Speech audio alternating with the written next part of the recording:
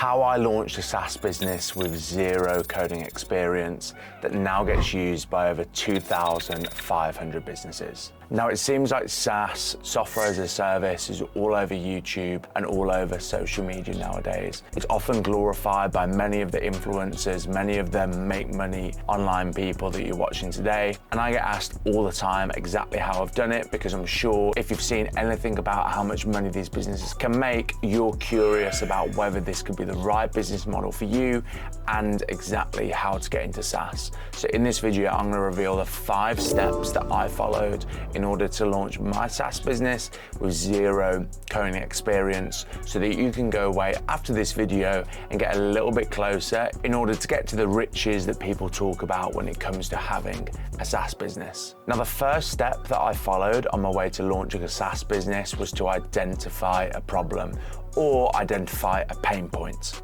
This should ideally be a pain or problem that you face yourself, because if you have experience working against this pain point, it's going to make steps 2 to 5 much easier. But super crucially, this needs to be a pain point that is costing people money, because if this pain isn't big enough and it's not costing people money, it's unlikely that someone is going to pay for a solution to solve this if you launch it in the future. What I did personally, I found a pain point that I was facing while running my multi-6-figure SEO agency. I identified a problem that was going on in the business. And again, the reason why this is so important is you want to make sure if you build a SaaS, it's a painkiller, because people will always pay for painkillers. They won't always pay for vitamins. You need to build something that's essential and save businesses money. So first of all, first step, identify a pain point, ideally something that you're facing on a day-to-day of running your own business. Secondly, what I then want you to do is speak to other people who are facing that problem.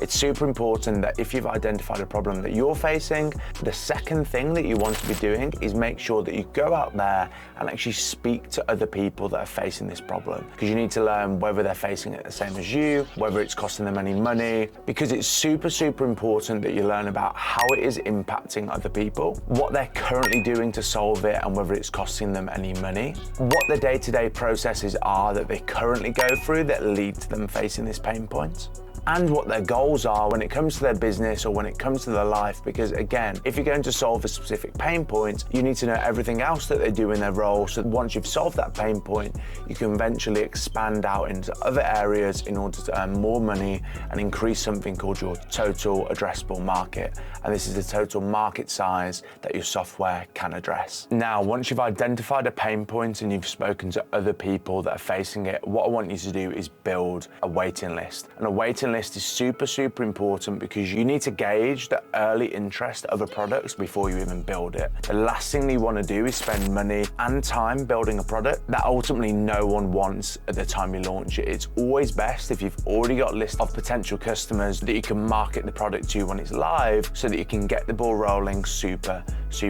early. What I did here, I essentially on my agency website just created a waiting list. It was super easy, and I started sharing it on Facebook groups. Those are the exact same Facebook groups that I outreach to people to learn about their pain points. So I already had an audience. I already had people that potentially knew I was going to build something.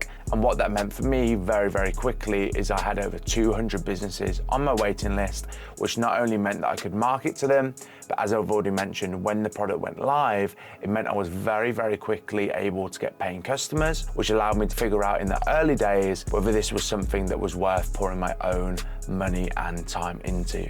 So just to recap, the first 3 steps: identify a pain point, ideally one that you're facing, so that you've got a deep understanding of it. Then speak to other people that are facing this pain point to see if there's a market out there and see if other people are losing money and getting frustrated about the same pains that you're facing.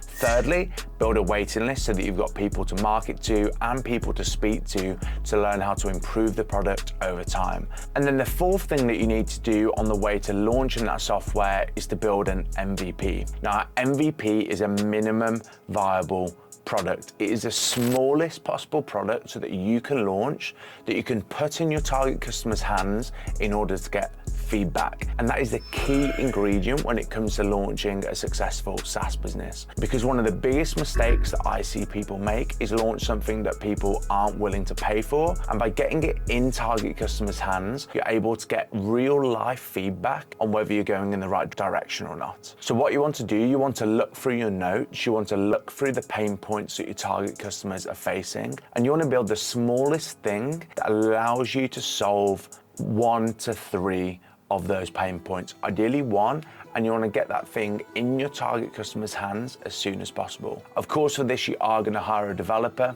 so you are going to have the decision to make whether to go for a no-code developer or a custom code developer. Me personally, I went with a custom code developer using the cash flow from my SEO agency to fund that. A no-code developer may be a little bit more cost-effective. However, probably for the stage you're at right now, you probably don't know whether you're going to be able to go for no-code, low-code, or custom code. So again, just follow steps 1 to 3. And what I personally did to figure out the best option to go in order to launch MVP is I posted a job on Upwork. I got 5 developers and I did a paid test for them where they had 1 day in order to create the smallest version of the MVP that I had in mind. And essentially what this allowed me to do is find a developer that was able to build something really quickly, was easy to communicate to, and use their own initiative in order to get something really, really early out there and in my hands. Because as I've already mentioned, you want to get a product in your target customer's hands as soon as possible. So in my opinion, you want to work with the most agile developer that's able to build your product, whether it's no code, low code, or custom, in order to get your product out there to start getting feedback super, super early. And then 5th and finally, once you've got that MVP ready, I then want you to launch that waiting list and get on one-on-one feedback calls with them to watch them while they're using the software that you've launched. And ideally, steps 1 to 5 should be completed within 90 days, so that from the time that you identify that pain point all the way up until the point that you launch that MVP and get it in your target customer's hands, you're spending the minimal amount of time and money by developing this product so that you can figure out really, really early whether people are willing to pay for it. Now, of course, you may get to the end of the 90 days and no one pays, and it doesn't mean that this is a no-go. However, again, you want to make that feedback loop super, super early, because that's exactly what I did, and it eventually built the foundations of me getting to the point where I am, where I now have over 2,500 businesses using my software. And just to reiterate on a point that I've already made, one of the biggest mistakes that I see people make when it comes to finding SaaS ideas and launching SaaS products is they don't actually build something that people need and are willing to pay for. And you do not really know whether someone is willing to pay for it until it comes to crunch time, until they actually get their credit card and put the credit card information in to use your SaaS business. So if you can make the time between identifying the pain point and to that point where you figure out whether someone is willing to pay for your product or not as short as possible, that's going to make it much, much easier and increase your success rate when it comes to launching SaaS product. And of course, if you found this helpful and you want to learn more about launching SaaS product, feel free to subscribe to this YouTube channel where I document my own SaaS business, as well as share little nuggets like this that you can use to go away and hopefully launch your own SaaS product. So hopefully I'll see you in the next video.